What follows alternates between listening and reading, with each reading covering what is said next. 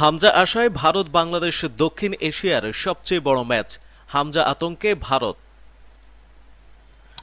কয়েক বছর ধরেই যে কোনো খেলায় ভারত বাংলাদেশের ম্যাচ মানেই রুদ্ধশ্বাস লড়াই। ফলটা বেশিরভাগ সময় ভারতের পক্ষে থাকলেও হারের আগে হারে না বাংলাদেশ।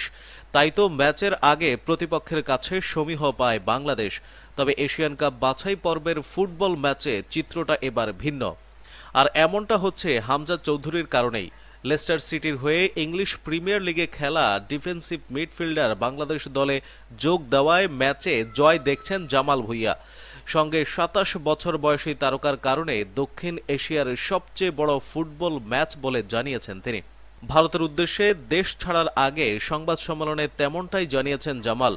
বাংলাদেশের অধিনায়ক বলেছেন, অবশ্যই ভারতের বিপক্ষে ম্যাচ বলেই অনেক হাইপ আলোচনা হচ্ছে, কিন্তু হামজার অন্তর্ভুক্তিতে সেটা আরও বেড়ে গেছে। কারণ সবাই চায় বাংলাদেশকে জিততে হবে। আমি মনে করি ভারতের বিপক্ষে ম্যাচে সবসময় হাইপ থাকে এবং সবাই এই ম্যাচ নিয়ে আগ্রহ নিয়ে থাকে। ভারতে যাওয়ার পর হাইপটা আরও বেড়ে যাবে বলে জানিয়েছেন জামাল। বাংলাদেশি মিডফিল্ডার বলেছেন, যখন আমরা ভারতে যাব তখন ভারতীয় সাংবাদিক এর চেয়েও ডাবল থাকবে। তাই এটা স্বাভাবিক। যদি পাকিস্তানের সঙ্গে ম্যাচও হয় তবে একই রকম হতো। আমি মনে করি Bangladesh Bharat match high voltage match হতে চলেছে। দক্ষিণ এশিয়ার সবচেয়ে বড় ম্যাচ হতে চলেছে। সবাই খুশি কারণ হামজা আসছে। এটা আমার কাছে ভালো লাগছে। আমাদের মনোযোগ খেলায় রাখতে হবে, মিডিয়াতে নয়। ২৫ তারিখের ম্যাচ আমাদের জিততে হবে।